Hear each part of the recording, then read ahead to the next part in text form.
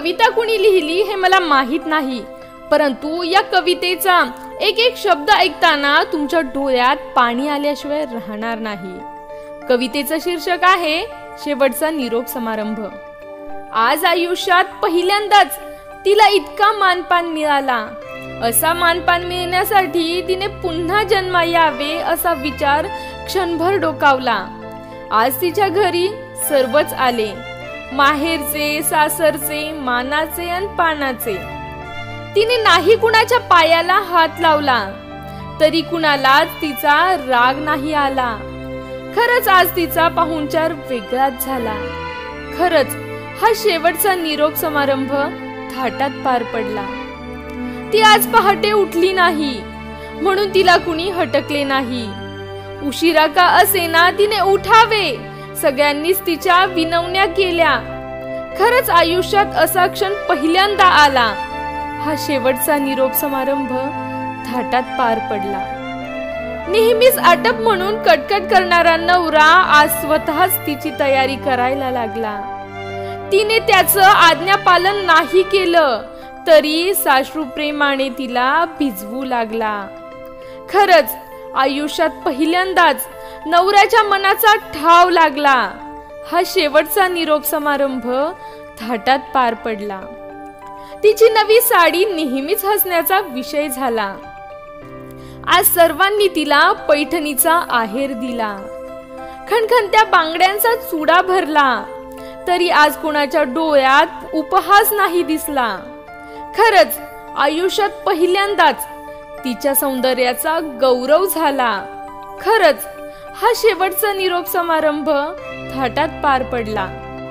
आज तिच्या डोळ्यात स्मित हास्य, दुसऱ्यांच्या डोळ्यात मात्र आसवांचं रहस्य। तिचे हात कुणाचे अश्रू नाही पुसायला गेला, तरी प्रत्येक जण तिच्यासाठी हळहळला। खरंच आयुष्यात पहिल्यांदाच जग तिच्यासाठी रडला। हा शेवटचा निरोप समारंभ थाटात पार पडला। आज तिला कुणाचीच पर्वा नव्हती। सगळ्या बंधनातून ती मुक्त होती। आक्रोश करून पुन्हा तिला बंधनात अडकवण्याचा प्रयत्न केला। आज पहिल्यांदा जगाला तिचा मोह झाला। खरंच हा शेवटचा निरोप समारंभ थाटात पार पडला। जिवंतपणी नेहमीच तिच्यावर जबाबदारी राहिली। थोडीशी चुकली तर तिला धारेवर धरली। आज सर्व त्यागून ती निर्धास्त झाली, तरी गुलाबाची शेज सजवून सर्वांनी तिची कदर केली। आज पहिल्यांदा काट्यांशिवाय गुलाब तिच्या वाट्याला आला। खरंच हा शेवटचा निरोप समारंभ थाटात पार पडला। आज प्रत्येकाने तिचा सोहळा पाहिला। बाकी ती शांत होती, तिला पाठवणारा प्रत्येक जण रडला। घरचाही रडला, दारचाही रडला, पाठचाही रडला, पोटचाही रडला, लहानही रडला, मोठाही रडला। जेव्हा नवऱ्याने हंबरडा फोडला, मुलांनी एकच गलका केला, तेव्हा तिच्या स्त्रीपणाला खरा अर्थ प्राप्त झाला। खरंच हा शेवटचा निरोप समारंभ थाटात पार पडला।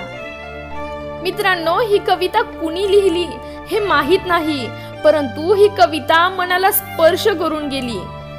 आपण सर्वजण स्त्रियांना योग्य सन्मान, प्रेम तर देतोच, परंतु ही कविता ऐकून अजून भरभरून प्रेम द्या त्या प्रत्येक स्त्रीला जिने तुमच्यासाठी काहीतरी प्रेमाने निस्वार्थीपणे केलं आहे, त्या माऊलीला जी सर्वांसाठी झिजते आहे। मित्रांनो, स्त्री जन्माची कहाणी प्रत्येकाच्या डोळ्यात आसवे आणणारी असते। प्रत्येक स्त्रीचा सन्मान करा, देवीची वेगळी उपासना करावीच लागणार नाही।